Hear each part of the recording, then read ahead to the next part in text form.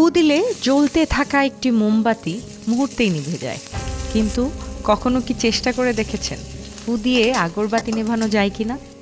যায় না।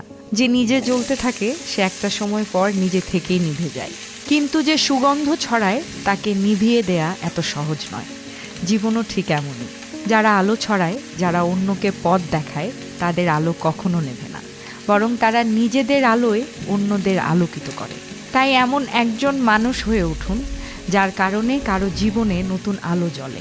এমন একজন মানুষ হয়ে উঠুন যার হাত ধরে কেউ আবার নতুন করে পৃথিবী দেখতে শেখে। কারো হাসির নেপথ্যের নীরব আনন্দ হয়ে উঠুন। এমন শক্তি হয়ে উঠুন যেন কোনো বাধা সেই অনাবিল হাসি কেড়ে নিতে না পারে।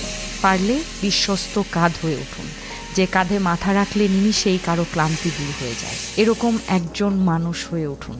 মনে রাখবেন, বন্দুকের চেয়েও বড় হাতিয়ার আছে, আর তা হলো একজন ভালো মানুষ হয়ে ওঠা। আর এই হাতিয়ার যার হাতে থাকে, পৃথিবী তার কাছেই নিরাপদ ও সুন্দর।